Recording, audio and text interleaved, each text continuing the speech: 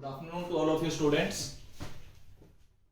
हमारा एक टॉपिक है टाइप्स ऑफ रिलेशन। जो बच्चे लाइव में है या बाद में रिकॉर्डेड देखेंगे सभी पर टाइप्स ऑफ रिलेशन के बारे में बात करेंगे आज कि टाइप्स ऑफ रिलेशंस में क्या आता है। रिलेशंस मैंने आपको पिछली वीडियो में डिस्कस किया था।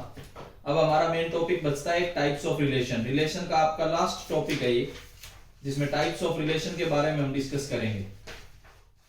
टाइप्स ऑफ रिलेशन में सबसे पहला जो रिलेशन आता है वो आता है वॉइड रिलेशन।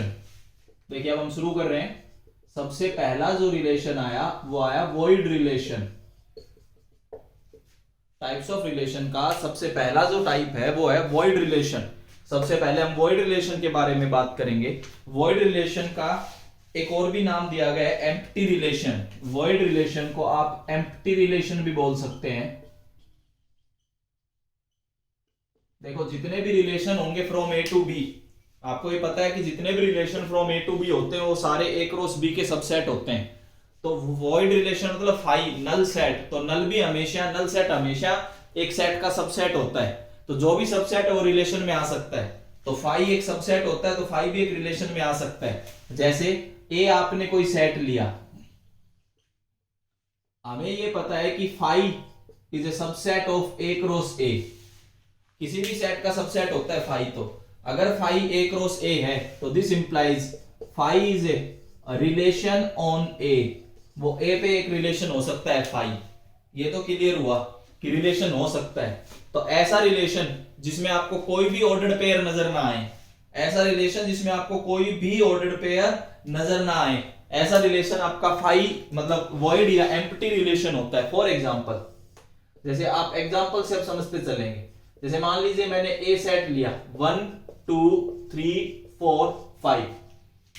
मैं एक रिलेशन डिफाइन करता हूं यहां पे, रिलेशन फ्रॉम ए टू ए से ए में भी तो रिलेशन डिफाइन कर सकते हैं। मैं दोनों सेट सेम ले लेता हूं, ए बी और बी बी। तो ए टू ए में बोल सकता हूं। और मैंने रिलेशन ये डिफाइन किया कि A cross B, sorry A comma B ordered pair आएगा। A comma B ordered pair है, ए पहले सेट से आएगा, बी भी पहले दूसरे सेट से आएगा। तो दोनों ए से आने। कंडीशन में लिख देता हूं a minus B is equal to 12। अब ऐसा कोई भी ऑर्डर्ड पेयर नहीं है जो इस कंडीशन को सेटिस्फाई करे। ऐसा कोई ऑर्डर्ड पेयर आपको नजर नहीं आएगा जो इस कंडीशन को सेटिस्फाई करता हो। अगर इसको आगे लिखना चाहोगे तो दिस इज 5। आप ज्यादा से ज्यादा डिफरेंस क्या ले सकते हैं? 4। 5 और 1, 5 और 1 का डिफरेंस 4 आएगा। तो यहां पे तो मैक्सिमम डिफरेंस 4 आ रहा है और ये कह रहा है कि डिफरेंस 12 आना चाहिए। अगर डिफरेंस 12 आना चाहिए तो इसका मतलब ऐसा तो कोई भी ऑर्डर्ड पेयर नहीं होगा। तो कोई भी ऑर्डर्ड पेयर नहीं है तो उसको फाई लिखोगे। तो यहाँ पे फाई भी एक रिलेशन है। तो पहला रिलेशन आपका वॉइड रिलेशन या एम्प्टी रिलेशन होता है। ऐसी कंडीशंस आएंगी जो एक भी ऑर्डर्ड पेयर सेटिस्फाई नहीं करेगा। अब यहाँ पे टोटल ऑर्डर्ड पेयर 25 है। 25 ऑर्डर्ड पेयर है कार्टेशियन प्रोडक्ट में, लेकिन 25 में से एक भी ऑर्डर्ड पेयर ऐसा नहीं है जो इस कंडीशन को सेटिस्फाई करे। अगर कोई भी ऑर्डर्ड पेयर इस कंडीशन को सेटिस्फाई नहीं करेगा तो इसका मतलब ये रिलेशन फाई के इक्वल होगा। अगर ये रिलेशन फाई के इक्वल है तो ऐसे रिलेशन को आप वॉइड या एम्प्टी रिलेशन बोलते हैं, जो कि एक एग्जांपल के साथ मैंने पहला पार्ट आपको समझाया है। पहला टाइप आपके आगे लिखा है तो वॉइड रिलेशन या एम्प्टी रिलेशन। एक बार मैंने अभी क्लास शुरू ही की थी तो मैं लाइव बच्चों से पूछना चाहूंगा कि जो बोर्ड क्लियर है, साउंड क्लियर है, समझ आ रहा है? Please raise your hand.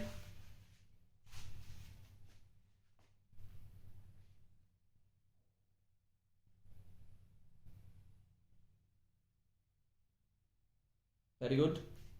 अगला रिलेशन देखते हैं।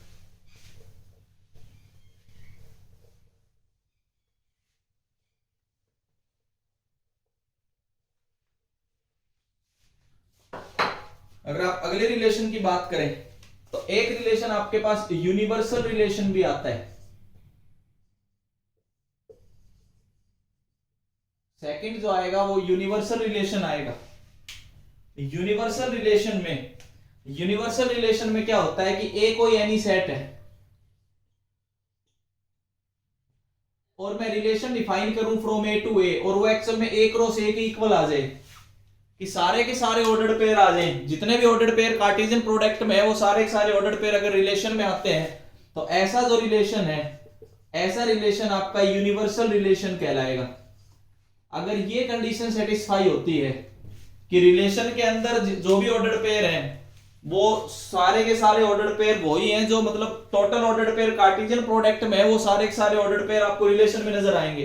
अगर यहाँ 25 है तो यहाँ भी 25 नजर आएंगे। जैसे पिछले क्वेश्चन में अगर 25 ऑर्डर्ड पेयर आने थे और मैं कोई ऐसी कंडीशन लिख देता कि वो 25 के 25 ऑर्डर्ड पेयर आपको रिलेशन में नजर आते, तो ऐसा रिलेशन आपका यूनिवर्सल रिलेशन होगा कि जितने भी ऑर्डर्ड पेयर्स आपको कार्टेशियन प्रोडक्ट में नजर आते हैं वो सारे के सारे ऑर्डर्ड पेयर अगर आप रिलेशन में ले लोगे तो ऐसा रिलेशन आपका यूनिवर्सल रिलेशन कहलाएगा। फॉर एग्जांपल, एक एग्जांपल से बात करते हैं। जैसे हमने एक एग्जांपल लिया, यूनिवर्सल रिलेशन का भी एक एग्जांपल लेते हैं। फॉर एग्जांपल ए हमने लिया 1 2 3, मान लीजिए मैं 3 का कोई एक सेट लेके चलता हूं और मैं रिलेशन डिफाइन करता हूं फ्रॉम ए टू ए और कंडीशन लगाता हूं ऑर्डर्ड पेयर आने चाहिए ए कॉमा बी, पहला एलिमेंट पहले सेट से, दूसरा एलिमेंट दूसरे सेट से। अब इस पे कंडीशन ये लगा दूं कि mode of a minus B must be greater than और इक्वल टू 0। अब हमें ये पता ही है कि जितने भी ऑर्डर्ड पेयर आएंगे वो सारे के सारे, अगर उनका डिफरेंस देखूं, अगर नेगेटिव भी आया तो भी बाहर मोड है तो पॉजिटिव ही बनाएगा और कम से कम वैल्यू 0 दे सकता है। अगर मैं इस केस में रिलेशन लिखना चाहूं तो सारे के सारे ऑर्डर्ड पेयर बनाएगा 1,1, क्योंकि इक्वल टू का भी साइन है, 0 आप ले सकते हैं। 1,2 कोई दिक्कत नहीं, नेगेटिव है लेकिन मोड है तो पॉजिटिव बनाएगा। 1,3, 2,1, 2,2, 2,3, जितने भी मैं ऑर्डर्ड पेयर्स लिख रहा हूं सारे के सारे ऑर्डर्ड पेयर्स आप चेक करोगे तो ये गिवन कंडीशन को सेटिस्फाई करते हैं कि mod of a minus B must be greater than और इक्वल टू 0। तो ये आपके आगे रिलेशन, और इस रिलेशन को अगर आप चेक करोगे तो कार्टेशियन प्रोडक्ट के इक्वल है। ये रिलेशन जो आया है ये रिलेशन a क्रॉस a के इक्वल है। The Cartesian product of a cross a का a के साथ जो कार्टेशियन प्रोडक्ट आएगा इसमें भी यही 9 ऑर्डर्ड पेयर आने जो कि इस रिलेशन में आ रहे हैं। तो ये रिलेशन ऐसा रिलेशन है जो कि कार्टेशियन प्रोडक्ट के इक्वल आ जाता है। अगर ऐसा है, अगर इस कंडीशन को सेटिस्फाई करता है तो इसका मतलब जो रिलेशन आपने लिखा है वो रिलेशन आपका यूनिवर्सल रिलेशन होगा। तो अभी तक तो मैंने 2 टाइप क्लियर किए, या तो एक भी ऑर्डर्ड पेयर नजर ना आए या सारे के सारे ऑर्डर्ड पेयर आपको रिलेशन में नजर आ जाएं। अगर एक भी ऑर्डर्ड पेयर नजर नहीं आएगा तो ऐसे केस में वो वॉइड रिलेशन या एम्प्टी रिलेशन कहलाता है। अगर सारे के सारे ऑर्डर्ड पेयर कार्टेशियन प्रोडक्ट के आपको रिलेशन में नजर आ रहे हैं तो ऐसा रिलेशन आपका यूनिवर्सल रिलेशन कहलाता है। ये यूनिवर्सल रिलेशन है, ये उससे पहले जो डिस्कस किया था वो आपके पास वॉइड या एम्प्टी रिलेशन था। तो 2 रिलेशन तो ये आते हैं। इसके अलावा मैं 4 रिलेशंस और डिस्कस करता हूं, वो और सुनना ध्यान से।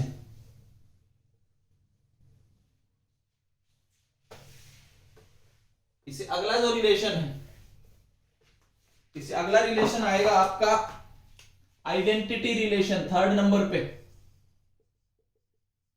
Identity relation. आइडेंटिटी रिलेशन में मैं एक छोटे से बेस लोकल लैंग्वेज में अगर मैं समझाना चाहूं अपने देसी भाषा में तो यह होता है contains all doublets only, only word भी है ध्यान रखना, और ऑल वर्ड भी है, 2 वर्ड्स का ध्यान रखना। Contains all doublets only. Doublets का मतलब होता है कि पहला एलिमेंट और दूसरा एलिमेंट ऑर्डर्ड पेयर का सेम हो। फॉर एग्जांपल देखिए, जैसे कि मान लीजिए मैंने एक सेट लिखा 1 2 और 3, मैं रिलेशन डिफाइन करता हूं फ्रॉम a टू a। मैं 3 रिलेशन आपके आगे लिख रहा हूं, R1, R2 और R3। पहला रिलेशन हमने लिखा 1,1, 2,2 और बंद कर दिया। दूसरा रिलेशन अगर हमने लिखा 1,1, 2,2, 3,3, 1,2, इसको हमने बंद कर दिया। तीसरा रिलेशन मैं लिख रहा हूं 1 1, 2 2, 3 3, ये तीसरा रिलेशन है। मैंने a क्रॉस a से 3 रिलेशन आपके आगे लिखे हैं। R1 एक को नाम दिया गया, एक को नाम R2 दिया गया, एक को नाम R3 दिया गया। पहले वाले सेट की, पहले वाले रिलेशन की अगर आप बात करें तो फर्स्ट वाले रिलेशन में आपको 2 ऑर्डर्ड पेयर नजर आ रहे हैं, 1 1 और 2 2, है तो डबलेट्स ही। 1 1 और 2 2 आपके पास दोनों डबलेट्स नजर आ रहे हैं, लेकिन अगर आप इन डबलेट्स को देखोगे तो 3,3 नजर नहीं आ रहा। और जबकि मैंने उस डेफिनेशन में ये समझाया है कंटेन्स ऑल डबलेट्स ओनली, सारे के सारे डबलेट होने चाहिए। तो ये जो रिलेशन है नॉट आइडेंटिटी, ये आइडेंटिटी रिलेशन नहीं है, ये ध्यान रखना। आइडेंटिटी रिलेशन क्यों नहीं है? सिंस आप ये भी बता सकते हैं क्या कि 3 बिलोंग्स टू ए, कि ए में तो 3 है but 3,3 does not belongs to R1। अगर ए में 3 है तो R1 में भी अगर 3 और 3 डबलेट प्रेजेंट होता तो आप ये कहते हैं कि हाँ ये आइडेंटिटी मैट्रिक्स आइडेंटिटी रिलेशन है। अब यहां पे आइडेंटिटी रिलेशन नहीं है, क्यों नहीं है ये आपको कारण समझ आ रहा होगा। अगर हम इसकी बात करें, सेकंड वाले केस की अगर आप बात करें, सेकंड वाला केस भी आइडेंटिटी नहीं है, नॉट आइडेंटिटी रिलेशन, ये आइडेंटिटी रिलेशन में काउंट नहीं होगा। क्यों नहीं होगा आइडेंटिटी रिलेशन में काउंट, वो समझो। हमने यहां पे वर्ड एक ओनली भी यूज किया था कि सारे के सारे डबलेट्स होने चाहिए, लेकिन केवल डबलेट्स होने चाहिए। अब यहां पे तो एक 1,2 भी नजर आ रहा है, 1,2 बिलोंग्स टू 1,2 अगर R2 में आ गया तो इसका मतलब ये आइडेंटिटी हो ही नहीं सकता, केवल और केवल डबलेट्स होने चाहिए, और वो भी सारे डबलेट्स होने चाहिए। 3 एलिमेंट है तो 3 डबलेट्स आपके आगे प्रेजेंट होने जरूरी थे यहां पे। अगर हम R3 की बात करें, R3 is identity relation, R3 जो है वो आइडेंटिटी रिलेशन है, ये ध्यान रखो। ये जो रिलेशन आपको R3 नजर आ रहा है, दिस इज आइडेंटिटी रिलेशन, क्योंकि 3 डबलेट्स प्रेजेंट होने जरूरी थे और तीनों डबलेट्स प्रेजेंट हैं, और डबलेट के अलावा कुछ भी नहीं होना चाहिए। अगर डबलेट्स के अलावा भी कुछ आता है तो भी आइडेंटिटी रिलेशन नहीं होगा। तो ये आपके पास एक आइडेंटिटी रिलेशन की डेफिनेशन थी, विद एग्जांपल मैंने आपको समझाया है। तो आप बिल्कुल पहचान सकते हैं कि मैं रिलेशंस अगर लिख दूं तो आप ये पहचान जाओगे कि हाँ ये आइडेंटिटी है और ये आइडेंटिटी नहीं है। जो बच्चे लाइव क्लास में जुड़े हुए हैं, क्या वो आइडेंटिटी को समझ पाए? Please raise your hand.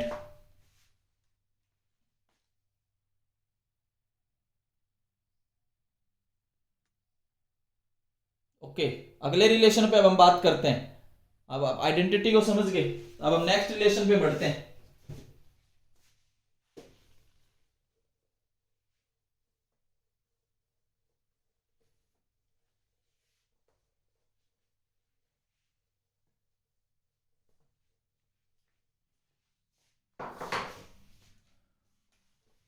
Fourth relation, reflexive relation.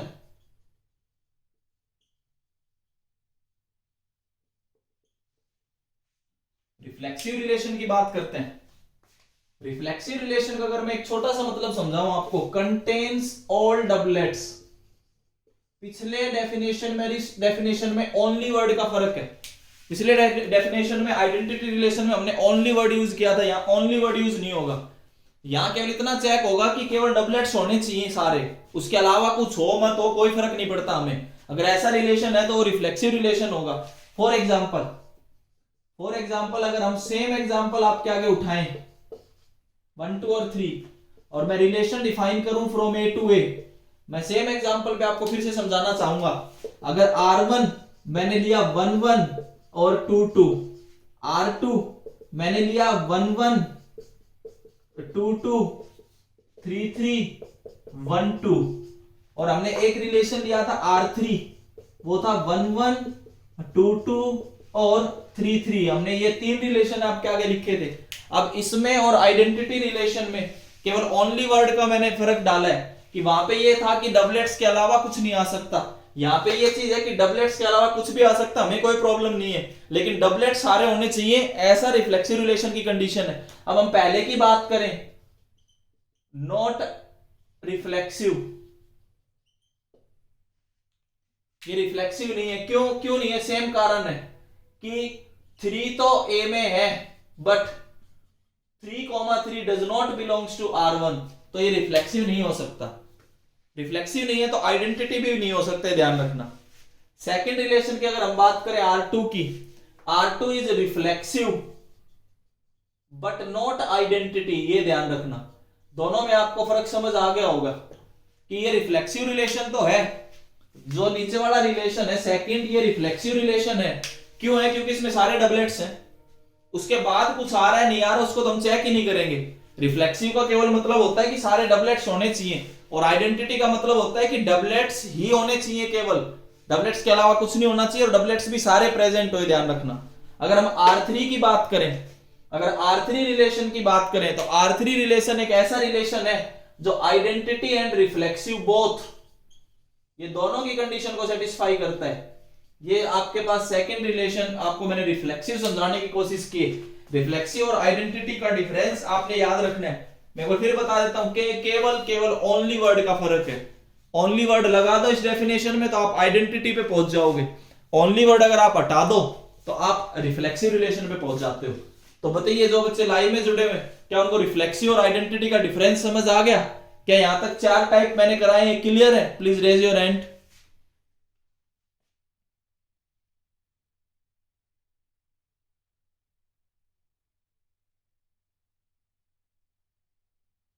Okay, आगे बढ़ते हैं। ये हमने रिफ्लेक्सिव रिलेशन की बात की। रिफ्लेक्सिव रिलेशन के बाद आपके पास आता है सिमेट्रिक रिलेशन। अब हम सिमेट्रिक रिलेशन की बात करेंगे।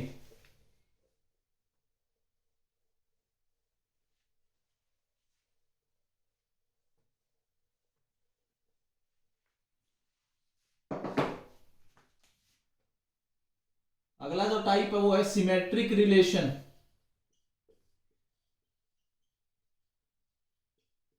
पांचवें नंबर पे हम पहुंच गए। सिमेट्रिक रिलेशन को देखना कि सिमेट्रिक रिलेशन क्या रिलेशंस होते हैं। सिमेट्रिक रिलेशन ये होते हैं कि सिंपल सा आपने ये याद रखना है कि if A comma B belongs to relation, this implies B comma A also belongs to R. अगर 1,2 रिलेशन में नजर आ रहा होगा तो आपको 2,1 भी रिलेशन में जरूर नजर आएगा अगर सिमेट्रिक है तो। अगर a, b किसी रिलेशन का पार्ट है तो b, a, b कंपलसरी है कि उस रिलेशन का पार्ट होगा, तभी आप इसको सिमेट्रिक रिलेशन बोल सकते हैं। कि अगर आप ऑर्डर्ड पेयर की सीक्वेंस को चेंज कर दो, एलिमेंट्स की सीक्वेंस को चेंज कर दो कि 1,2 की जगह 2,1 कर दूं तो दोनों के दोनों ऑर्डर्ड पेयर आपको रिलेशन में मिलेंगे। अगर दोनों के दोनों ऑर्डर्ड पेयर आपको रिलेशन में मिलते हैं तो ऐसा रिलेशन आपका सिमेट्रिक रिलेशन कहलाता है। फॉर एग्जांपल, अगर हम एक एग्जांपल से बात करें तो देखिए कैसे। आप अभी थोड़ी देर पहले एक सेट लेके चल रहे थे 1, 2 और 3। इसमें मैं लिख के चलता हूं रिलेशन फ्रॉम ए टू ए, और 3 एग्जांपल मैं आपके आगे लिखता हूं। पहला एग्जांपल 1, 1, 2, 2, 3, 3। सेकंड मैंने लिखा 1, 1, 1, 2। थर्ड मैंने लिखा 1, 1, 1, 2, 2, 1। या सेकंड वाले को थोड़ा सा और चेंज करूं 1, 2, 2, 1, 3, 2। ये मैंने ऐसा लिख दिया। मैंने 3 रिलेशन आपके आगे लिखे हैं। अब हम ये समझाएंगे कि रिफ्लेक्सिव की क्या, सॉरी सिमेट्रिक की क्या कंडीशन होती है। सिमेट्रिक के बारे में आप कैसे बात करेंगे, R1 के बारे में बात करते हैं। देखो मैं आपको क्लियर समझाता चलता हूं। पहला रिलेशन आपने R1 लिखा हुआ है। R1 के पास 3 ऑर्डर्ड पेयर है, 1, 1, 2, 2, 3, 3। डबलेट्स कभी भी कोई प्रॉब्लम क्रिएट नहीं करेंगे। इसका उल्टा 1, 1 प्रेजेंट है, इसका उल्टा करोगे तो 2, 2 ये भी प्रेजेंट है, इसका सीक्वेंस को चेंज करोगे 3, 3 ये भी प्रेजेंट है। तो जो पहला रिलेशन है दिस इंप्लाइज R1 जो रिलेशन है, R1 आपका कैसा रिलेशन है, सिमेट्रिक रिलेशन। एंड सिमेट्रिक तो है ही, साथ क्या है, आइडेंटिटी। तो R1 जो रिलेशन है वो सिमेट्रिक है। क्यों? आप एक एक ऑर्डर्ड पेयर चेक कर रहे हो। पहला ऑर्डर्ड पेयर आपने लिया 1, 1, उसका उल्टा किया 1, 1 वो तो ऑलरेडी है। 2, 2 का उल्टा किया 2, 2 वो भी प्रेजेंट है। 3, 3 को अगर आप उल्टा करोगे तो 3, 3 वो भी प्रेजेंट है। तो R1 में हमें कोई दिक्कत नहीं आई। R2 की बात करते हैं। R2 के जितने भी ऑर्डर्ड पेयर्स हैं मैं सारे लिख लेता हूं। पहला ऑर्डर्ड पेयर 1, 1, दूसरा ऑर्डर्ड पेयर 1, 2, तीसरा ऑर्डर्ड पेयर 2, 1, चौथा ऑर्डर्ड पेयर 3, 2। ये 4 ऑर्डर्ड पेयर हैं। 1, 1 का उल्टा करूं तो 1, 1 प्रेजेंट है, कोई दिक्कत नहीं है। 1, 2 का उल्टा करते हैं तो 2, 1 ये भी प्रेजेंट है, कोई दिक्कत नहीं है। 2, 1 का उल्टा करते हैं 1, 2 ये भी प्रेजेंट है, कोई दिक्कत नहीं है। लेकिन दिक्कत यहां है 2, 3 ये प्रेजेंट नहीं है। ये जो ऑर्डर्ड पेयर है 2, 3 आपको कहीं भी नजर नहीं आ रहा, इसका मतलब R2 is not symmetric. R2 जो रिलेशन है वो सिमेट्रिक रिलेशन नहीं है। जितने भी ऑर्डर्ड पेयर्स हैं आप सारे के सारे चेक करके दिखाओगे ऐसे। अब हम बात करते हैं R3 की। R3 में आपके पास 3 ऑर्डर्ड पेयर हैं। एक 1 1, एक 1 2, एक 2 1। हमने पहले ऑर्डर्ड पेयर को उल्टा किया 1 1, कोई दिक्कत नहीं है, प्रेजेंट है। दूसरे ऑर्डर्ड पेयर को उल्टा किया 2 1, प्रेजेंट है। तीसरे ऑर्डर्ड पेयर को उल्टा किया 1 2, प्रेजेंट है। तो यहाँ पे कोई भी ऐसा ऑर्डर पेयर आया नहीं जो इसको अपोज कर रहा हो, इस कंडीशन को। तो इसका मतलब ये हुआ कि R3 इज कैसा है, सिमेट्रिक। R3 जो रिलेशन है, R3 रिलेशन आपका सिमेट्रिक रिलेशन है। तो अगर मैं इसमें बात करूं तो R1 भी सिमेट्रिक है और R3 भी सिमेट्रिक है। R2 जो है वो सिमेट्रिक रिलेशन नहीं है। क्यों नहीं है, आपको बिल्कुल क्लियर कट मैंने आपको समझाया है। R2 is not a symmetric relation. ये आपके 5th नंबर का पार्ट था, टाइप था सिमेट्रिक रिलेशन। जिस बच्चे को लाइव क्लास में एक बार सिमेट्रिक समझ आया, please raise your hand. What do you mean by symmetric relation? शाबाश। अब हमारे पास सिमेट्रिक क्लियर है। अब एक रिलेशन और बचता है, एक रिलेशन ट्रांजिटिव और है। देखो उस रिलेशन को भी आप ध्यान से समझना कि what do you mean bye transitive relation.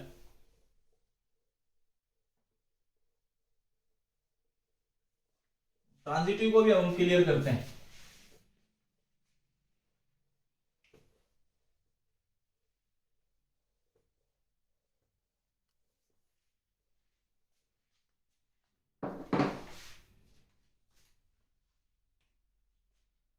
Sixth number पे एक रिलेशन डिस्कस करते हैं, ट्रांजिटिव रिलेशन।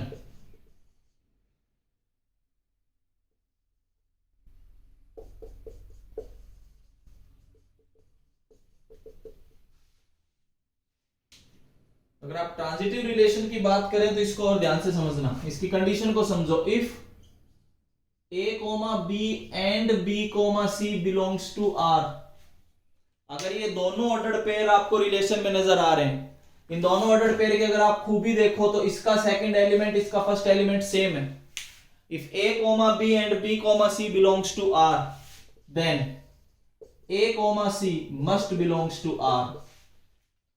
अगर इस कंडीशन को सेटिस्फाई करे, ऐसा रिलेशन जो इस कंडीशन को सेटिस्फाई करे, वो रिलेशन आपका ट्रांजिटिव रिलेशन कहलाएगा कि A, B and B, C, A, B and B, C दोनों के दोनों रिलेशन का पार्ट है। लेकिन ये ध्यान रखो कि ऊपर जो दो ऑर्डर्ड पेयर मैंने लिख के दिए हैं, उस ऑर्डर्ड पेयर में अगर आप ध्यान से देखो तो फर्स्ट ऑर्डर्ड पेयर का सेकंड एलिमेंट और सेकंड ऑर्डर्ड पेयर का फर्स्ट एलिमेंट अगर दोनों कॉमन है तो हटके ये बनेगा A, C। ये जरूर रिलेशन में होना चाहिए। अगर ऐसा है तो इसका मतलब रिलेशन इज ट्रांजिटिव। देखिए एग्जांपल से अब आपको क्लियर करते हैं चेक कैसे करना होता है। आपके पास एक कोई सेट है 1 2 3,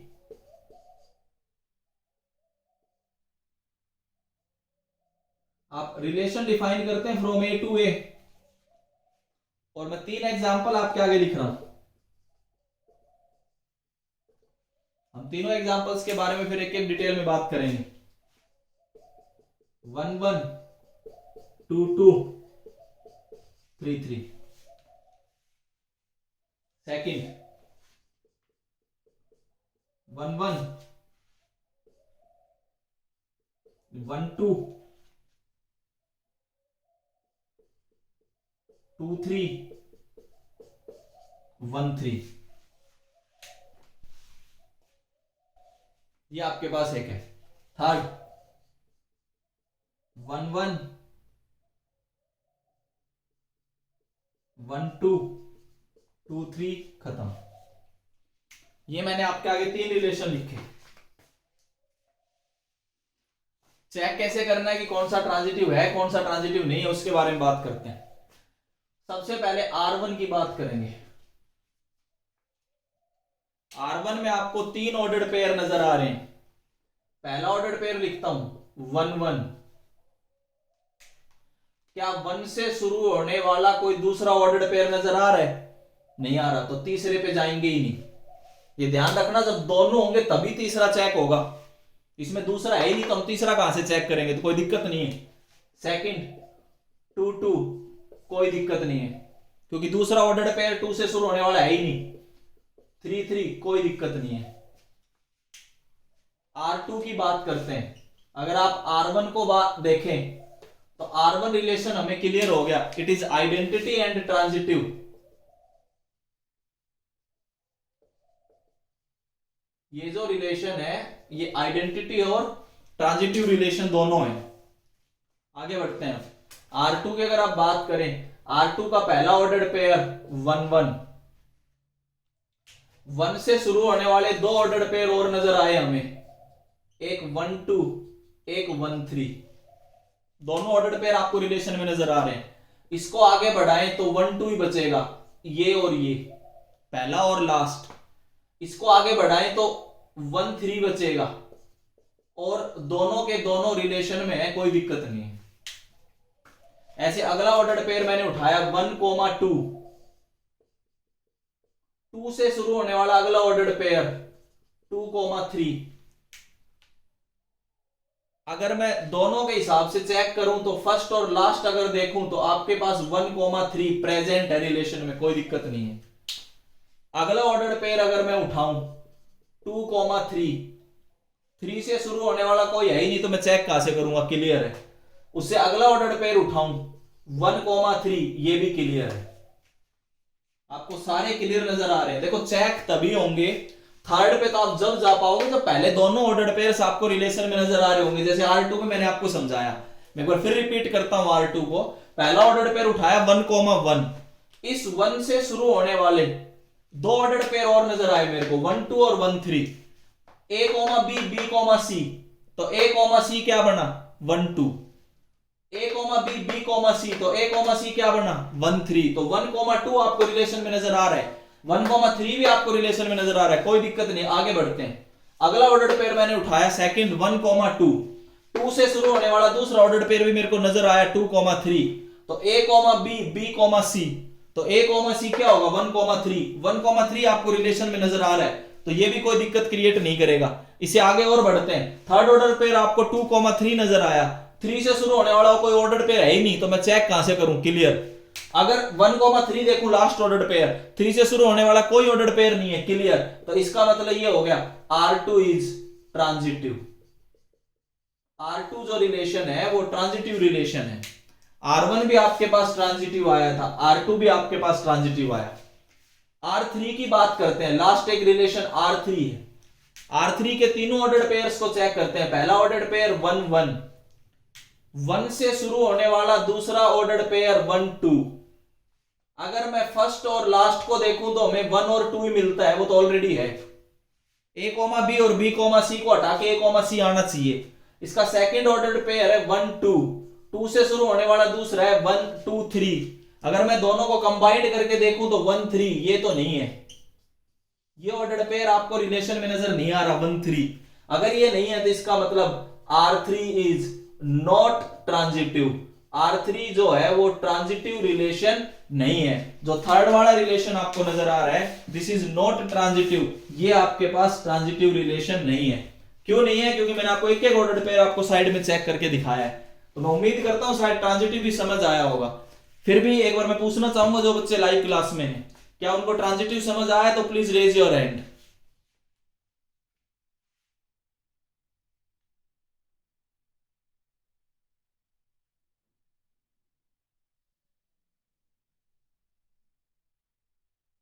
ओके, ये एक ट्रांजिटिव रिलेशन था। थोड़ी आप प्रैक्टिस करोगे, थोड़ा सा समझोगे, नोट्स बनाओगे तो क्लियर होगा। इस वीडियो को दोबारा देखोगे तो और समझ आ जाएगा कि हाँ क्यों ट्रांजिटिव है, क्यों ट्रांजिटिव नहीं है। थोड़ा प्रैक्टिस करोगे। एक लास्ट रिलेशन देखिए और बचता है, एक लास्ट रिलेशन बचता है इक्विवेलेंस रिलेशन। और मैं क्लियर कर देता हूं ताकि कल इसके क्वेश्चंस डिस्कस कर पाए। आज मैंने केवल थ्योरी बताई है टाइप्स ऑफ रिलेशन की, कि क्या क्या रिलेशन आपके पास आते हैं। एक आपके पास इक्विवेलेंस रिलेशन, सेवंथ रिलेशन जो बचता है वो इक्विवेलेंस रिलेशन।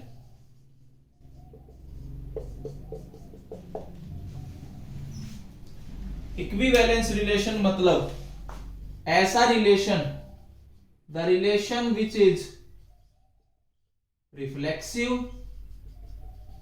सिमेट्रिक